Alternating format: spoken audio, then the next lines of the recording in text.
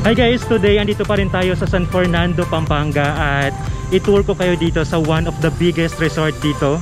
Ito yung Villa Alfredos Resort. Dito sobrang lawak ng parking area nila at ngayon naman meron kami nakikita mga bus at ang dami din talagang sasakyan. Mula dun sa pinaka-entrance, medyo malayo-layo pa yung lalakaran natin papunta dun sa pinaka-reception. Dito pala guys, hanggang dito lang yung mga sasakyan, yung mga 4 wheels, ganyan. Tapos meron din sila ditong push cart. Dito natin ilalagay yung mga gamit para dalhin natin dun sa mga cottage natin.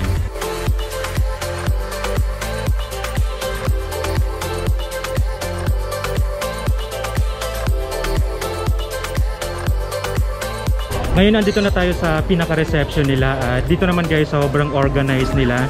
Talagang pagdating ng tao ina-access agad nila dito.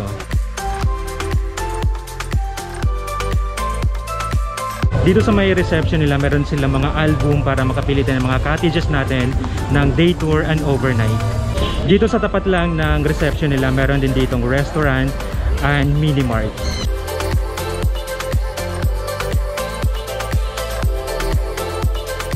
Once na makapagbayad na tayo, magkakaroon tayo ng wristband para makapasok na tayo dito guys. At right now naglalakad na ako dito pero meron na tayong madadaanan ng mga swimming pools. At dito naman sa left side natin mga room accommodations.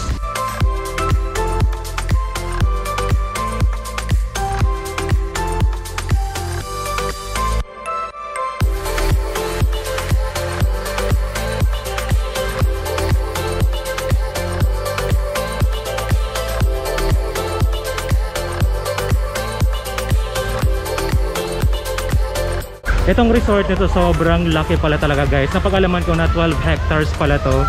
So expect na natin na mapagod tayo today dahil lilibutin natin to lahat. At ito na yung first na swimming pool na nakita natin kanina. At ngayon naman is meron din ditong pang second swimming pool na may mga slides.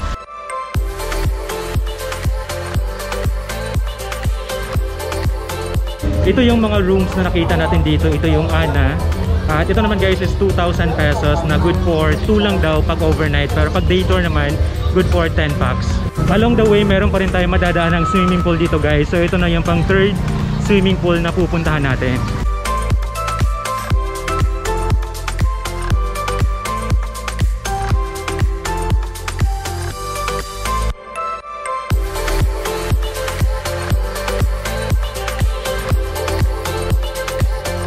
Since andito na din tayo sa area na to guys, ulitin na natin, pupuntahan natin tong zip line. Since nga andito na tayo guys, kasi itong part na to is bandang right side lang. So diretso na tayo dito.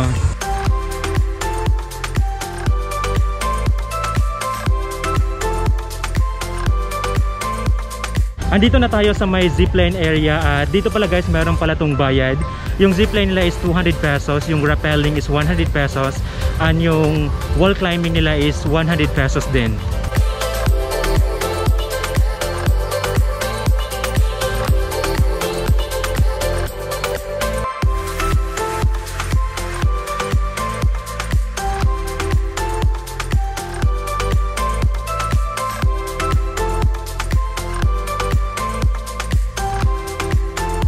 Dito sa tapat lang ng zipline, meron din pala ditong sobrang laki ng swimming pool guys.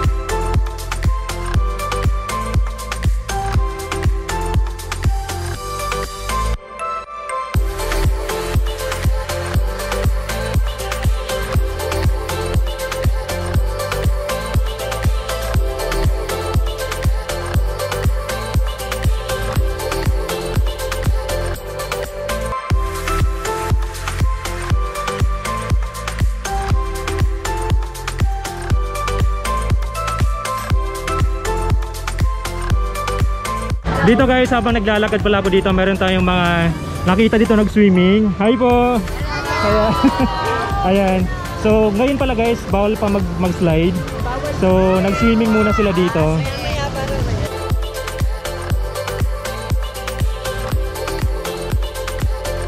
Dito sa tabi lang din ng swimming pool, meron din tayong makikita mga cottages dito. At sobrang unique ng mga cottages nila kasi iba-iba yung design, tapos sobrang lalaki pa.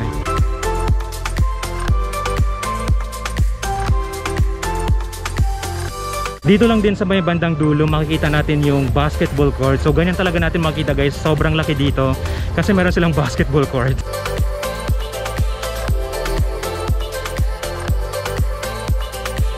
Dito lang din sa tabi ng swimming pool guys, makikita natin yung function hall nila. Sobrang laki at ngayon naman is marami na ding tao.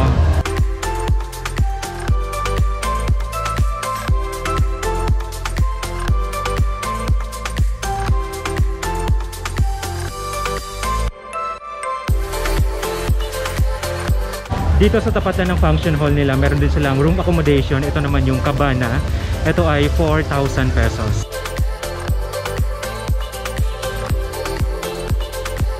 Naglalakad pa rin tayo dito guys sa may hallway. Tapos yung right side, akala ko matatapos na tayo pero hindi pa pala, hanggang dulo pa. Meron pa tayo makikita dito. Meron pa rin tayong madadaanan na swimming pool dito. So nakalimutan ko na kung ilan na to sa dami na napuntahan natin. At dito naman guys, yung design niya is parang pirate.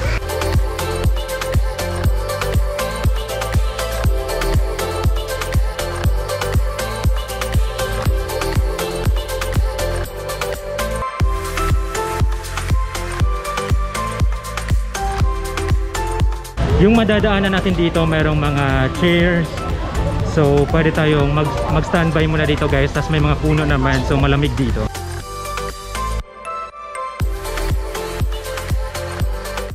Again guys, another swimming pool yung madadaanan natin dito. At ito naman is 4 feet. Ngayon naman diretso na tayo dito sa may Pirates Cove. Ito naman ay 3 feet.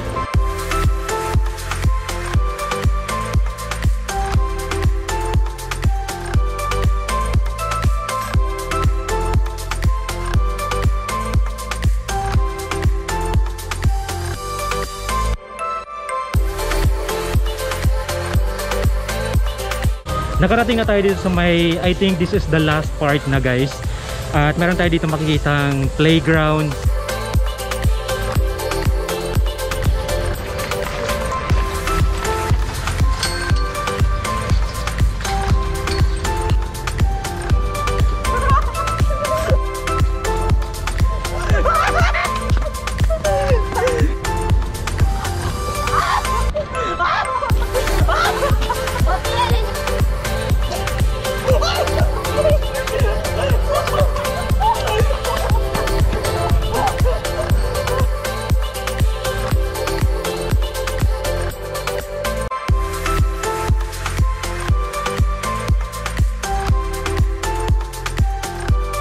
Tapos na tayo dun sa kabilang side. So ngayon naman guys, dito naman tayo mag-explore dito sa may bandang left side.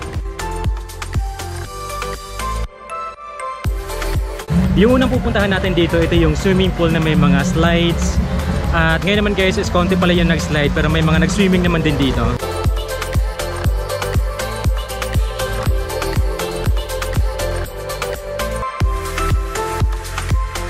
Umakyat muna kami dito sa may second floor. Tapos meron din pala sila ditong maliit na slide. At maganda naman dito guys kasi walang cut off yung slide nila dito. From 8 AM to 5 PM pwede tayo mag-slide. Ganyan. Tapos eto Jess, ilang ano pala to? Yung swimming pool. Yung lalim ng swimming pool is 5 hanggang 5.5 feet.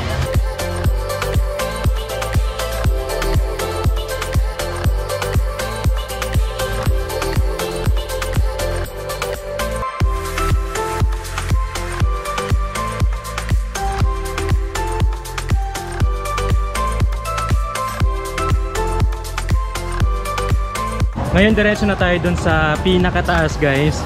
Check lang naman namin, hindi kami mag-slide pero titignan lang namin sila habang mag-slide. Ito naman is ano lang, parang second to the last. Meron pang pinakataas dito.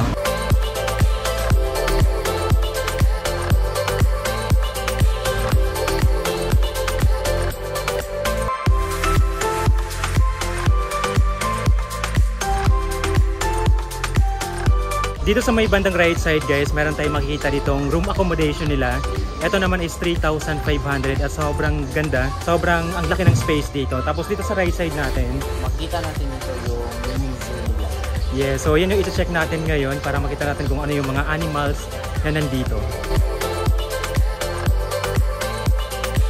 Dito sa bandang right side, makikita natin yung peacock, yung parrot, yung owl, yung python, at saka yung crane. ayun guys, pero dito pala guys, hindi natin masyado nakikita sa loob, lalo sa video kasi nga naka-double screen sila dito para sa protection natin at sa kanila din para maging safe din sila. Dito sa bandang gitna, mga aquarium yung makikita natin dito.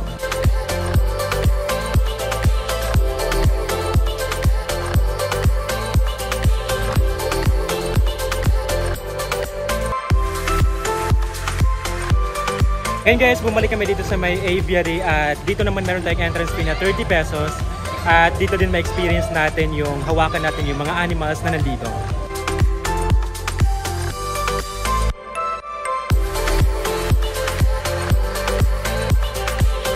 Ayan, nagtatry na po siya. Ito guys, ngayon tinatry natin yung mga parrot ilagay sa katawan natin. Nakamukha naman silang mababay, hindi tayo mapupaba. Hi! Dito ko yan, 1, 2, 3. Okay na, sige na lang. Yan.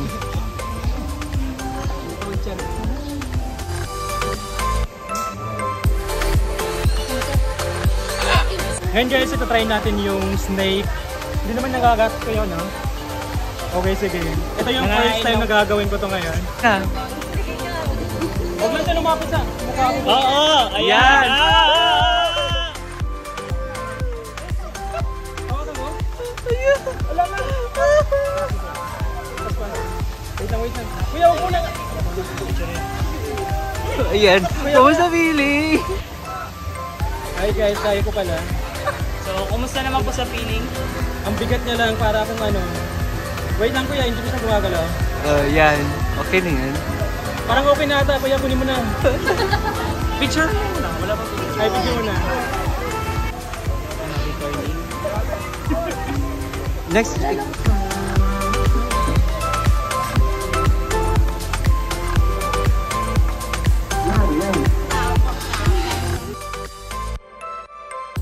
Guys, hawakan daw namin lahat. Pasal lang kuya ha. Okay.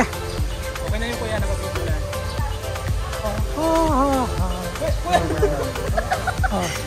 Okay na ba? Okay na. Isang picture ba yan?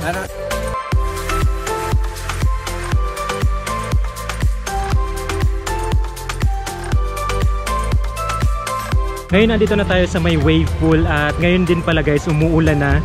Sana tumigil mamaya para makapag-drone pa tayo at dito pala guys yung wave pool nila is meron tong oras. So mag-aabang lang tayo dito pag ano na, pag pwede na, pag mag-operate na ulit sila.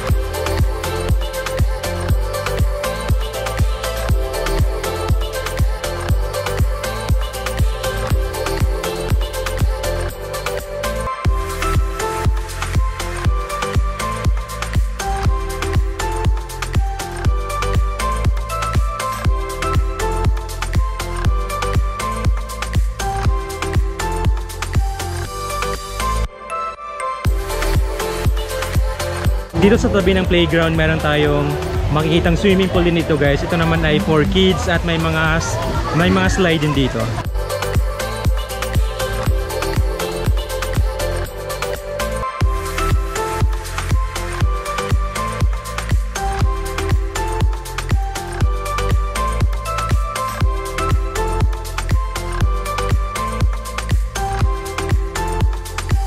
Ayun guys, so natapos din kami dito at sobrang na-enjoy namin. Sobrang laki ng area na dito at sobrang linis din, di ba? Kayo, nag-enjoy ba kayo?